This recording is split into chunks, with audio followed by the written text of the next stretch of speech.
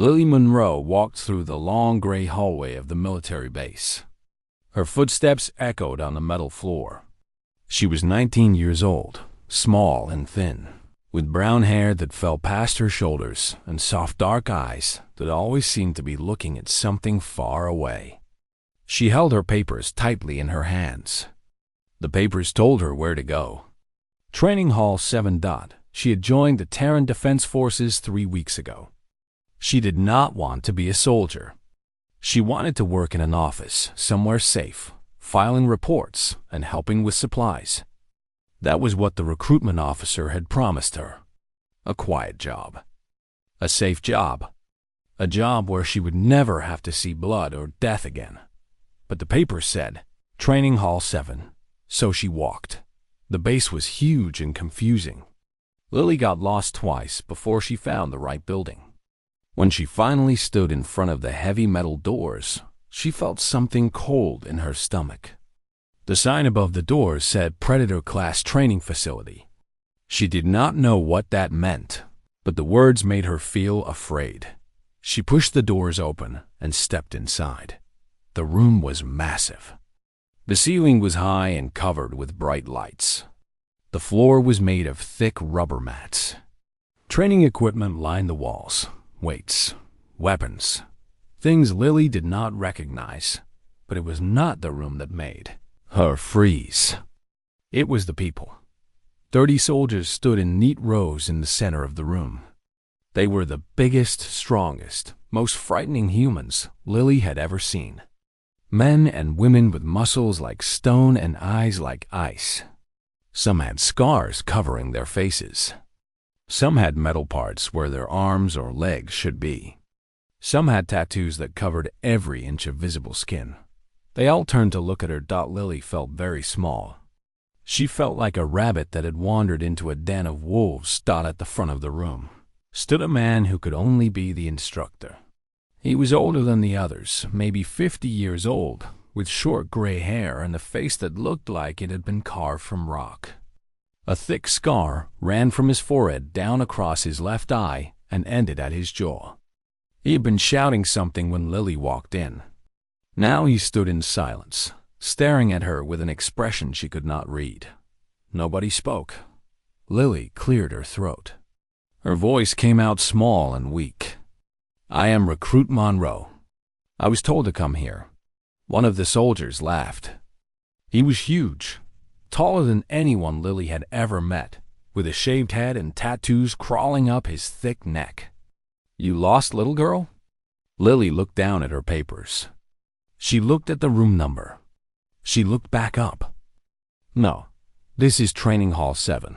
My papers say Training Hall 7. The instructor held up his hand. The room went silent again. He touched something on his wrist, and a screen appeared in the air in front of him. He read it for a long moment. Then he read it again. His scarred face twisted into something between confusion and anger. There has been a mistake, he said. His voice was deep and rough, like gravel scraping against metal. Lily felt relief wash through her. A mistake. Of course it was a mistake.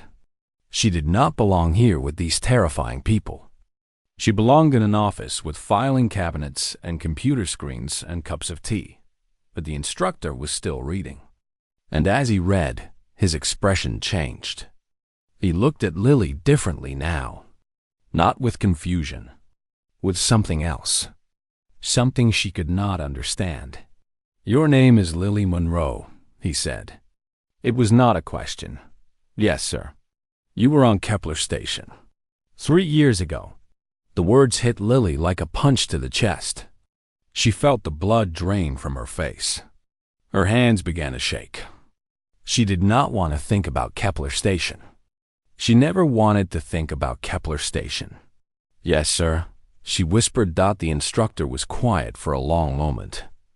The other soldiers were watching now, curious about what could make their hard instructor pause like this.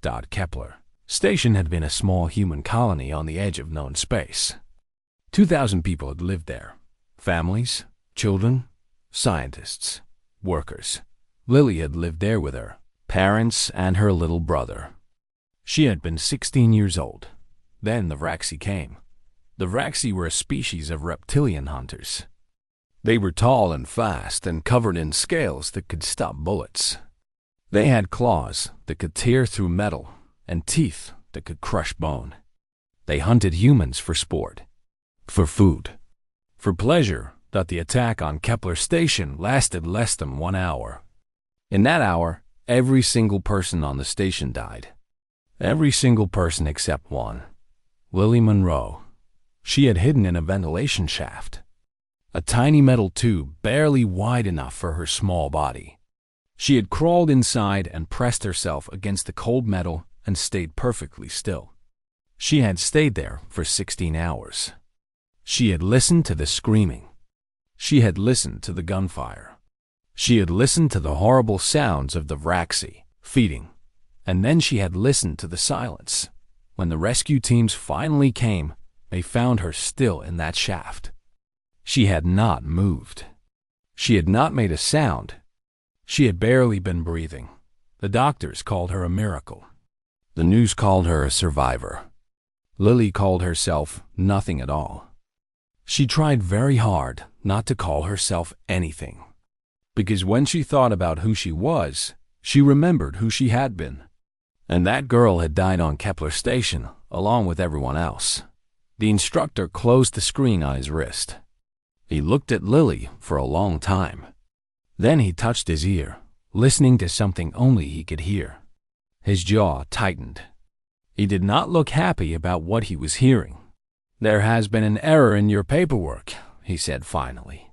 "You were supposed to be assigned to logistics support. Instead, you were assigned here, to Predator class." Lily nodded. "I understand, sir. I will go find the correct. The error cannot be fixed for 6 weeks," the instructor continued. "Until then, you are officially my responsibility. You will train with this unit." The blood drained from Lily's face. "Sir, I cannot. I am not. I am not like them. I cannot fight. I cannot. Find a bunk, Monroe." The instructor's voice was not cruel, but it left no room for argument. "Training begins at 0400 hours.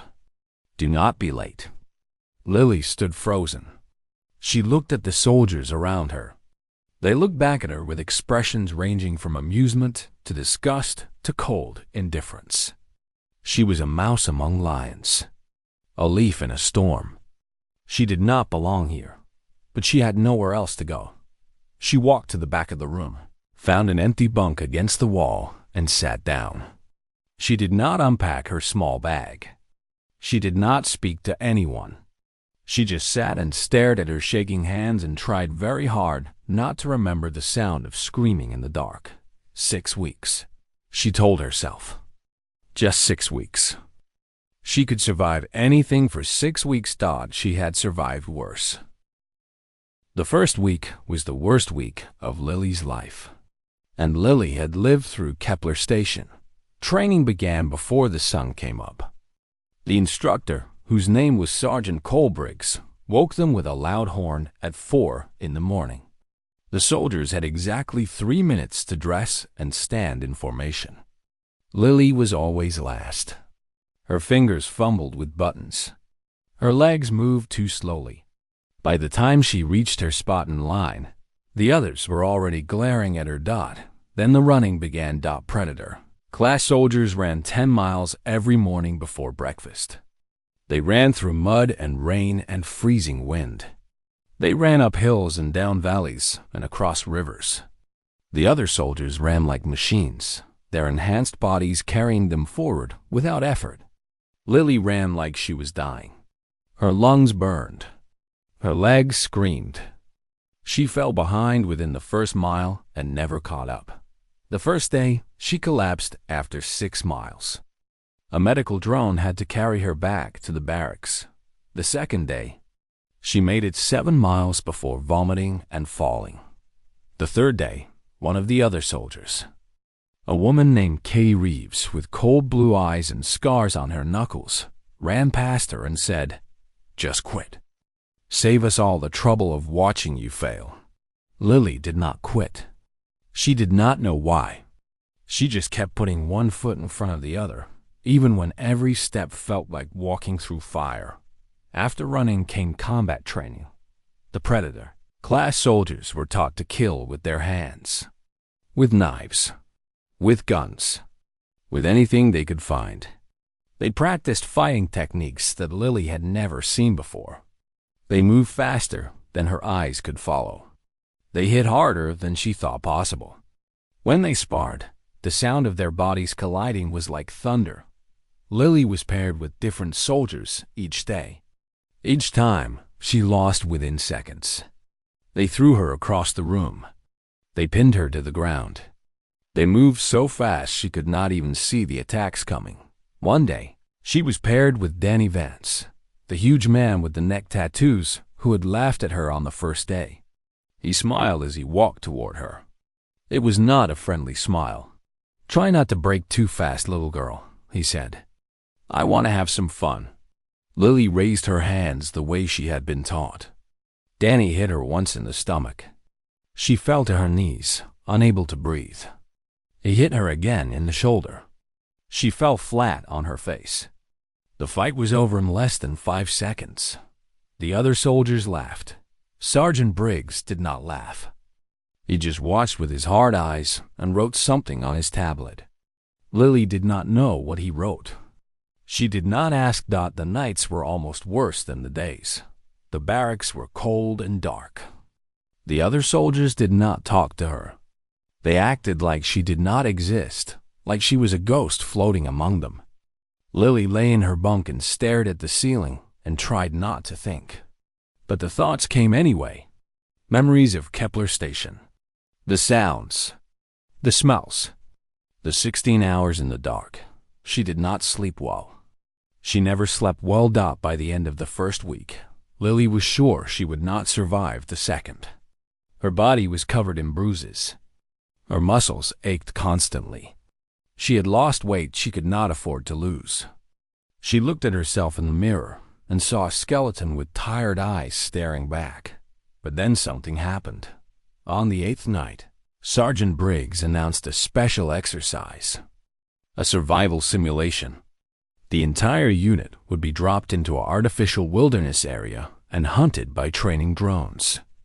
The drones were programmed to act like Vraxi, fast, smart, deadly. The soldiers had to survive until morning. "This exercise will test everything you have learned," Briggs said.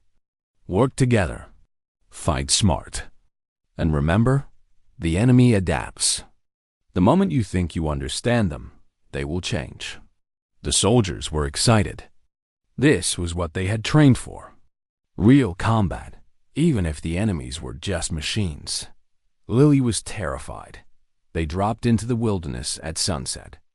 The forest was thick and dark. Strange sounds came from every direction. The soldiers immediately began arguing about what to do. Danny Vance wanted to hunt the drones. Katie Reeves wanted to set up a defensive position. Others had different ideas.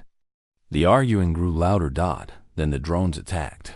They came from everywhere at once, screaming through the trees, their metal bodies glinting in the moonlight. The soldiers fought back with everything they had. Guns blazed. Knives flashed. Bodies collided with machines. But the drones were learning. Every time a soldier used a technique, the drones adapted. They changed their patterns. They found new angles of attack. One by one, the elite soldiers fell. Their training suits locked up when they were hit, signaling that they were dead in the simulation. Lily did not fight. She could not fight. She knew this. So instead, she did the only thing she knew how to do. She hid. While chaos exploded around her, Lily slipped away into the darkness. She found a narrow gap between 2 rocks. She squeezed herself inside, just like she had squeezed herself into that ventilation shaft 3 years ago. She made herself small. She made herself quiet. She controlled her breathing until it was almost silent. The drones passed by her position again and again. They never saw her. Hours passed. The sounds of battle faded. The forest grew quiet. Lily stayed in her hiding spot and listened. She had learned to listen on Kepler Station. She had learned to hear the difference between safe silence and dangerous silence. This silence was not safe. The drones were still out there, hunting, searching. Lily waited. And while she waited, she thought. The drones were controlled by something. They were machines. Machines needed commands. Commands came from somewhere. There had to be a control center, a hub, something that told the drones what to do. She had seen something earlier when they first dropped into the forest. A small building hidden among the trees. It had looked abandoned, but there were lights inside. Faint lights that flickered in a pattern like computer signals. Lily left her hiding spot. She moved slowly, carefully, staying in the shadows. She did not run. Running made noise. She walked on the soft parts of the ground where her footsteps would not be heard. She breathed through her mouth so her breath would not fog in the cold air. It took her 2 hours to reach the building. 2 hours of moving like a ghost through a forest full of hunters. The door was locked. But the lock was old and simple. Lily had learned to pick locks when she was young. Her father had taught her. It was a game they played together. She tried not to think about her father as she worked the lock open. Inside, she found exactly what she expected. Computers, screens, a central control system for all the drones. The system was protected by a password, but the password was displayed on a sticky note attached to the monitor. The training staff had not expected anyone to find this place. Lily turned off the drones. Outside. The remaining soldiers stood in confused silence as the machines fell from the sky like dead birds. The simulation was over. When the sun came up, Sergeant Briggs gathered everyone together. Only 4 soldiers had survived the night. Danny Vance, Katie Reeves, a quiet man named Sam Ortiz, and Lily Monroe. Briggs looked at Lily for a long moment. She could not read his expression. Then he turned and walked away without saying a word. That night, Lily lay in her bunk and stared at the ceiling. For the first time since arriving, she did not feel like a ghost. She felt like something else. Something she did not have a name for yet. But she was starting to understand that surviving was its own kind of strength. Sergeant Briggs sat alone in his office. The room was small and plain. A desk, a chair, a computer screen. Nothing else. He did not need anything else. Comfort was for people who had not spent 30 years fighting wars across the galaxy. On his screen was a video. He had watched it 14 times now. He would probably watch it 14 more. The video showed Lily Monroe moving through the forest during the survival exercise. The training area was covered with hidden cameras. Every moment was recorded. Briggs had watched all of it. He had watched the elite soldiers fight and fall. He had watched the drones adapt and overcome. And he had watched Lily. She moved differently than anyone he had ever trained. She did not move like a soldier. Soldiers moved with purpose, with confidence, with the certainty that they could handle whatever came next. Lily moved like water, like smoke, like she was barely there at all. She found every shadow. She used every bit of cover. She walked on ground that made no sound. She controlled her breathing so perfectly that the thermal sensors barely registered her presence. In 30 years of training the deadliest humans alive, Briggs had never seen anyone move like that. He touched his screen and pulled up her file again. The file told him facts. Age 19. Height 5 feet 2 inches. Weight 105 pounds. No combat training. No genetic enhancements. No cybernetic implants. Just a small, scared girl who had survived something terrible. But the facts did not explain what he had seen in that video. Briggs closed the file and opened a different one. The complete report on the Kepler Station massacre. He had read it before, when Lily first arrived. But now he read it again with new eyes. The Vraxi had attacked at night. They had cut the power first, plunging the station into darkness. Then they had moved through the corridors, hunting humans like animals. They had heat sensors, motion detectors, hearing so sharp they could detect a heartbeat from 50 meters away that no one had escaped. No one except Lily Monroe. She had hidden in a ventilation shaft for 16 hours. 16 hours in complete darkness, surrounded by predators designed by evolution to hunt and kill. The Vraxi had walked past her hiding spot multiple times. Their sensors had scanned the walls.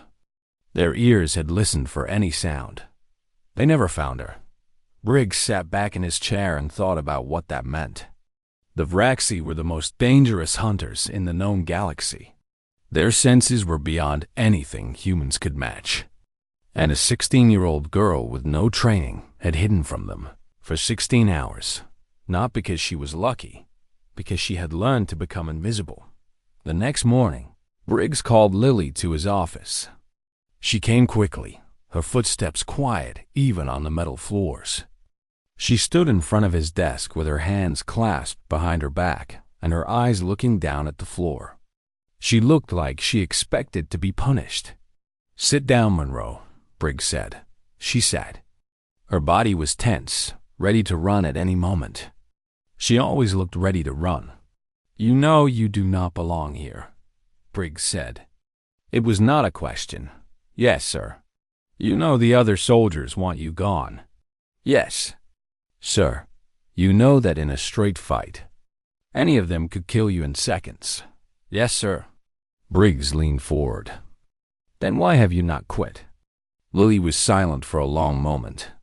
Her hands twisted together in her lap. When she finally spoke, her voice was soft but steady. "Because I spent 16 hours listening to the Vraxi hunt. I learned how they move, how they breathe, how they search. I learned the sounds they make when they are excited and the sounds they make when they are frustrated." She looked up, meeting his eyes for the first time since arriving. "I know I cannot fight them, sir. I am too small, too weak, too slow. But I can survive them. I know I can. And I think that matters." Briggs studied her face. He saw the fear there, the trauma, the pain that would probably never fully heal. But underneath all of that, he saw something else. Something hard and unbreakable. "Predator class is not just about killing," Briggs said slowly. "The galaxy is full of species that can kill. What makes humanity different is that we learn to be predators in every way. We hunt, we stalk, we ambush, we destroy our enemies not just with strength, but with fear." He stood up and walked to the window. Outside, the other soldiers were training in the yard, punching, kicking, breaking things with their bare hands. There is more than one way to be a predator, Monroe. Some predators chase their prey. Some predators wait for their prey to come to them. Some predators do not hunt at all. They simply make themselves so terrifying that their prey cannot think, cannot fight, cannot do anything but freeze. He turned back to face her. And some predators survive. They survive when nothing else can. They adapt. They endure. They come back again and again, no matter how many times they are knocked down. Lily said nothing. She just watched him with those dark, tired eyes. "I am changing your training program," Briggs said. "No more combat drills. No more sparring. You will never be a fighter. But that is not what I need you to be." "What do you need me to be, sir?" Briggs sat back down. "I need you to be a ghost. I need you to be the soldier that no one sees coming. The one who walks through enemy lines without leaving a trace. The one who finds every weakness, every flaw, every crack in their defenses." He pulled up a new screen. Training schedules. Exercise plans. A completely different kind of education. Starting tomorrow, you will train in infiltration, stealth movement, lockpicking, computer hacking, surveillance. You will learn how to become invisible, how to move through any environment without being detected, how to survive alone behind enemy lines for days or weeks at a time. Lily's eyes widened slightly. Sir, I do not understand. I thought Predator class was about fighting. Predator class is about winning, Briggs corrected. Fighting is just one way to win. Sometimes the most dangerous weapon on a battlefield is not the soldier with the biggest gun. Sometimes it is the soldier that no one knows is there until it is too late. He looked at her, really looked at her. And for the first time, he did not see a fragile girl who did not belong. He saw potential. Strange, unexpected, completely unique potential. The Vraxi are hunters, he said. They have been hunting for millions of years. They think they understand predators. They think they know every way that prey can become dangerous. He allowed himself a small, cold smile. They have never met anyone like you, Monroe. And when they do, they are going to be very, very surprised. Lily sat in silence for a long moment. Her hands had stopped shaking. Her breathing had slowed. Something had changed in her face. The fear was still there, but something else had joined it. Something that looked almost like hope. When do I start, sir? She asked. Tomorrow. 0400 hours. Do not be late. Lily stood up. She walked to the door. Then she paused and looked back. Sir? Thank you. Briggs nodded once. Do not thank me yet, Monroe. This training will be harder than anything you have done before. I am going to push you until you break. And then I am going to push you more. Lily's expression did not change. I have already been broken, sir. I rebuilt myself once. I can do it again. She left the office without another word. Briggs watched her go, then turned back to his computer. He had a lot of work to do, a lot of plans to make. The galaxy was about to learn that humanity had created a new kind of predator, and they were never going to see her coming. 5 weeks had passed since Lily Monroe walked through the wrong door and into Predator class. 5 weeks of training that had changed everything.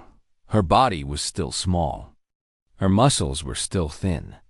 She still could not run as fast as the others, or hit as hard as the others, or fight like the others.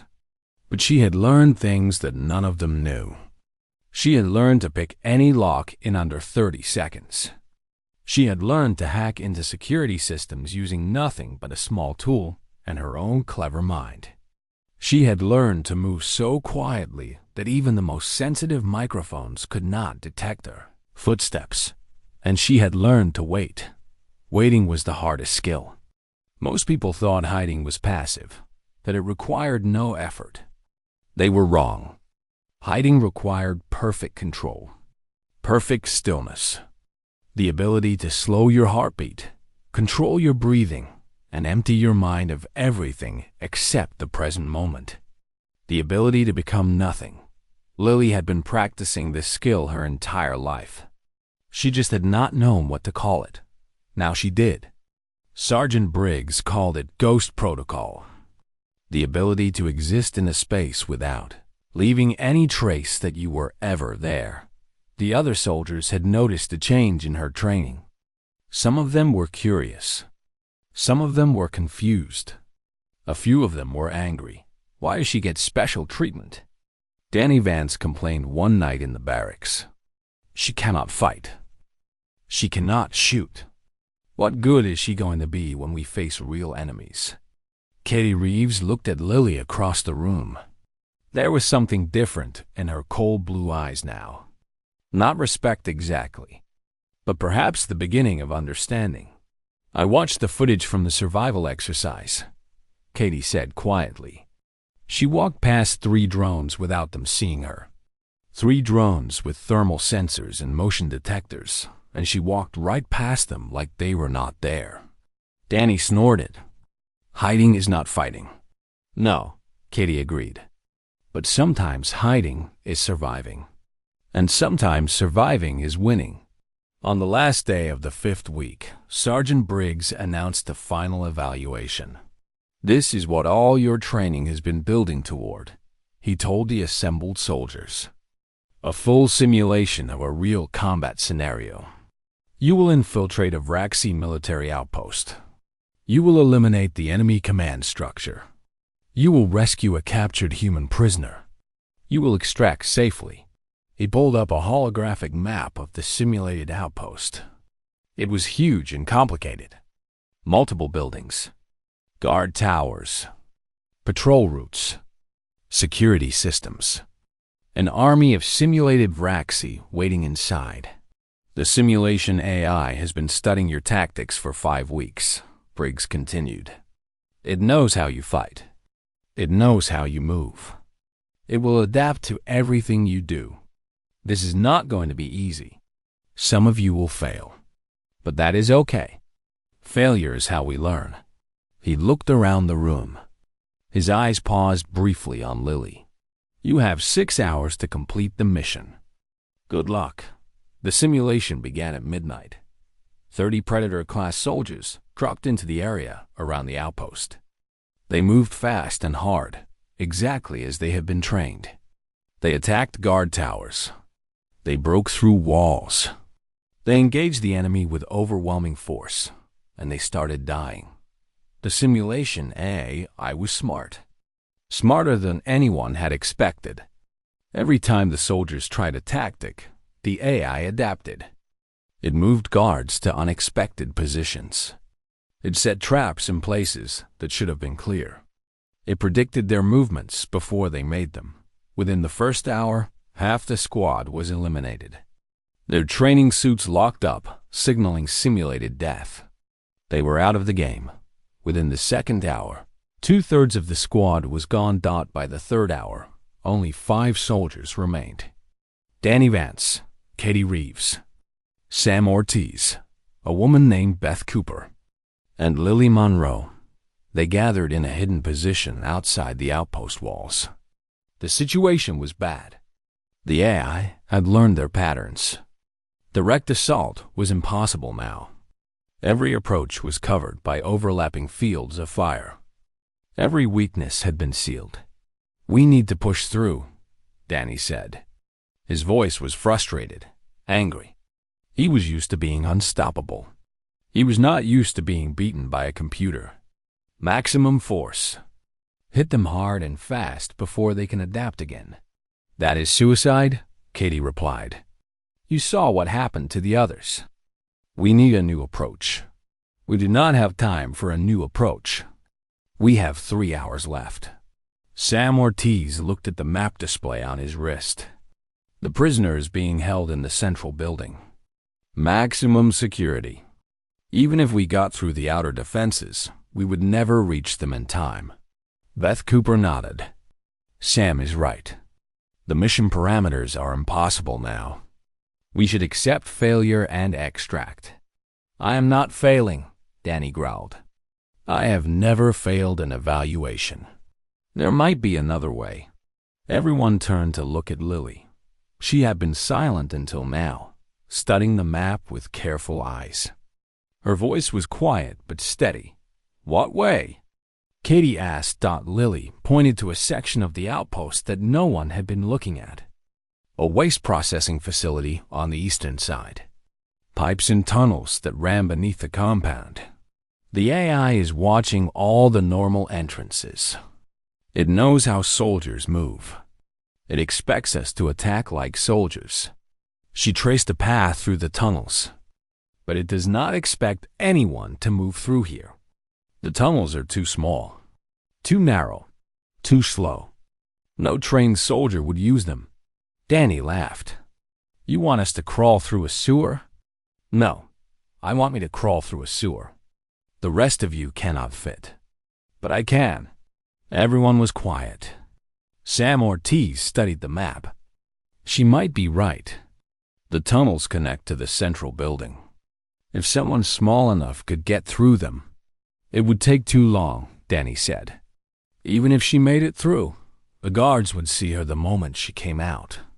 Not if she does not let them see her, Katie said slowly. She was looking at Lily with a new expression. I have watched your training videos, Monroe. I have seen what you can do. You really think you can get to the prisoner without being detected? Lily nodded. The AI is looking for soldiers. I am not a soldier. I am something else.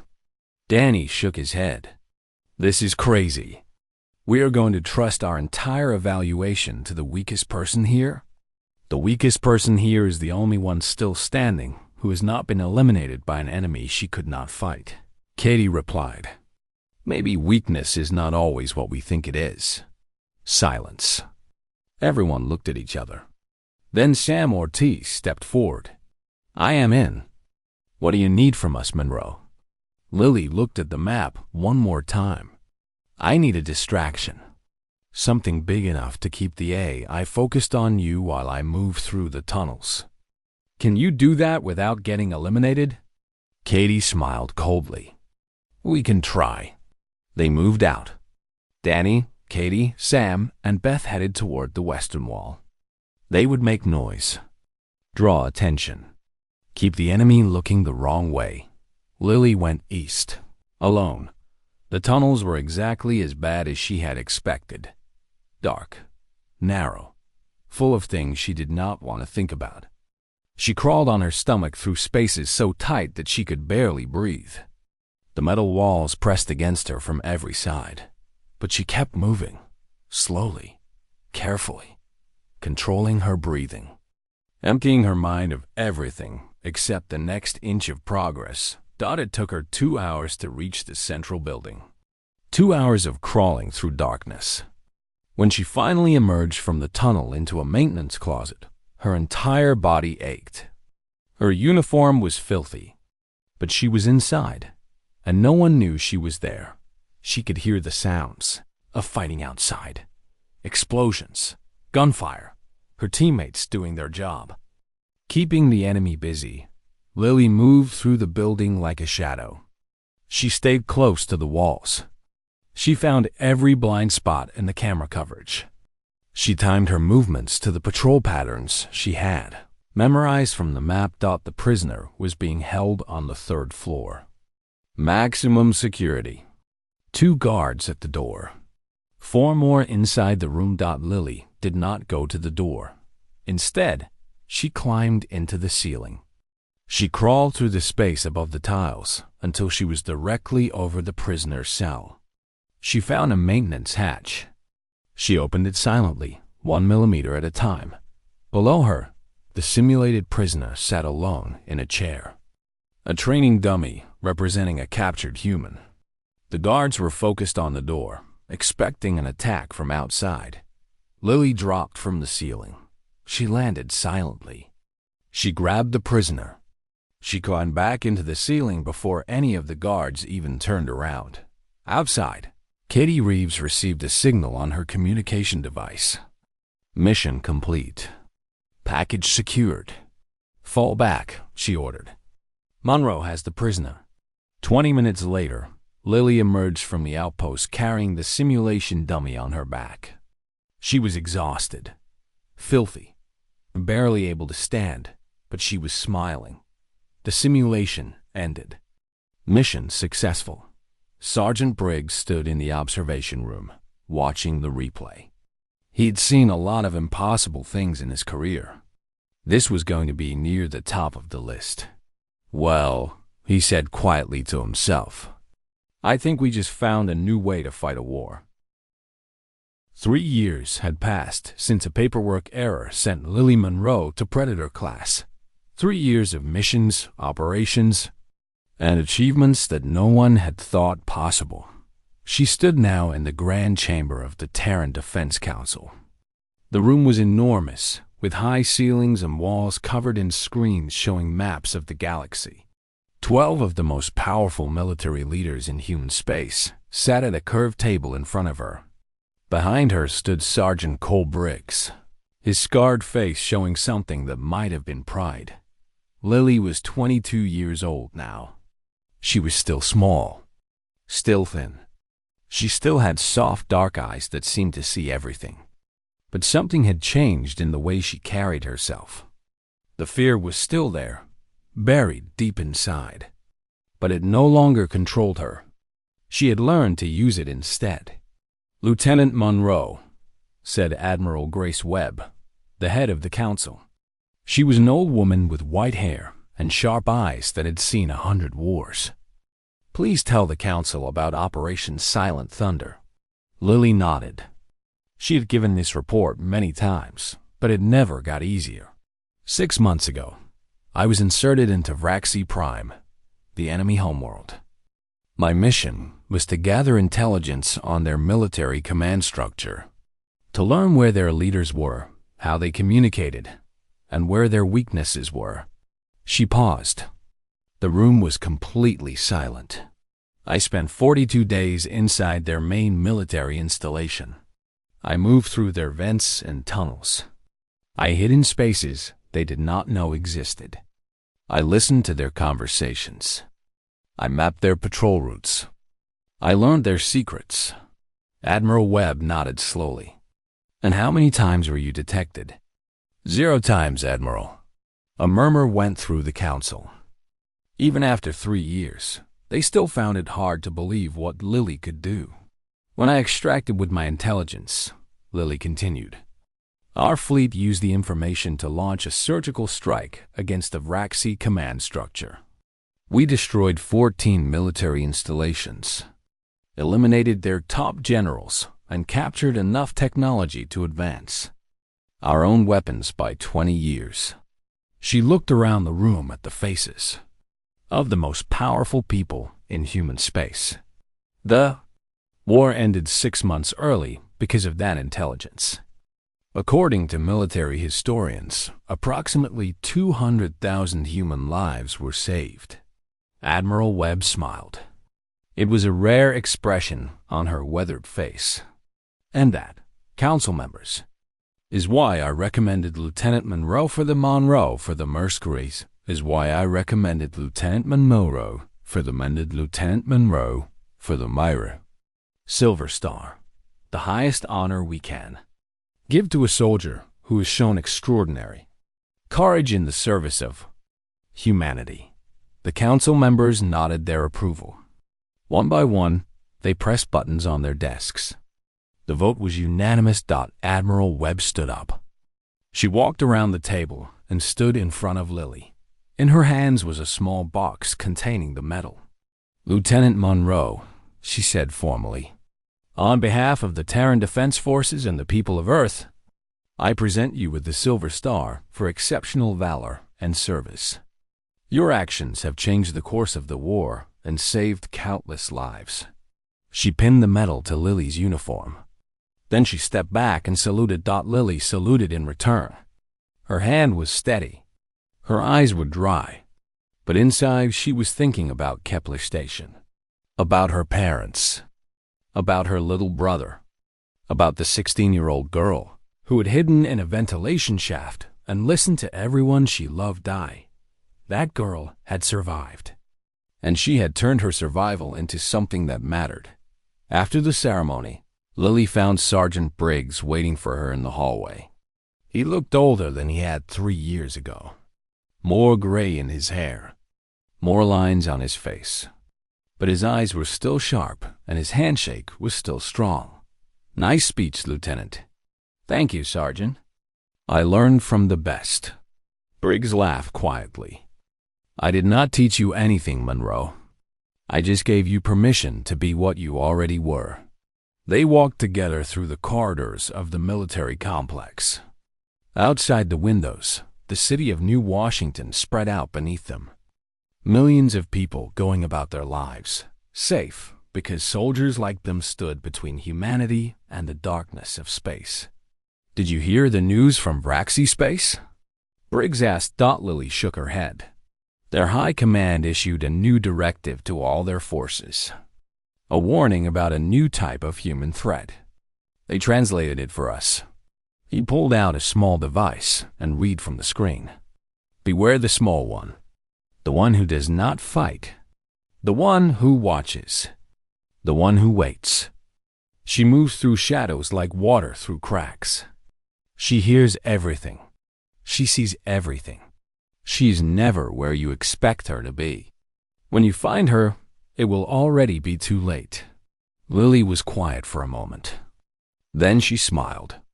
It was a small, sad smile that carried the weight of everything she had survived.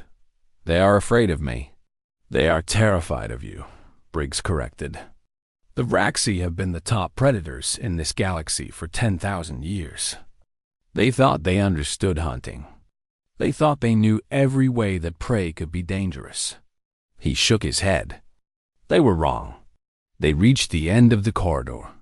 Beyond the doors was the shuttle bay, where a ship was waiting to take Lily to her next assignment. Another mission. Another chance to prove that strength came in many forms. "Monroe," Briggs said before she could leave, "do you ever think about that first day, when you walked into Training Hall 7 by mistake?" Lily turned back to look at him. "Every day, Sergeant. Every single day. Any regrets?" She thought about it. She thought about the pain and the fear and the nights she had spent crying in her bunk when no one could hear. She thought about the bruises and the failures and all the times she had wanted to quit. Then she thought about the lives she had saved, the missions she had completed, the fear she had put into the hearts of humanity's enemies. She thought about the small, scared girl who had hidden in a ventilation shaft and somehow found the strength to keep going. "No regrets," she said finally. "That paperwork error was the best thing that ever happened to me." Briggs nodded. "Go save the galaxy, Lieutenant." Lily walked through the doors and into the shuttle bay. Her ship was waiting. Her team was ready. Another mission was about to begin. Somewhere across the stars, the Vraxi were hunting humans. They were the ultimate predators, evolved over millions of years to be faster, stronger, and deadlier than anything else in the galaxy. But humanity had learned something important about predators. The most dangerous ones were not always the biggest or the strongest. Sometimes the most dangerous predators were the ones you never saw coming. The ones who moved through the darkness without making a sound.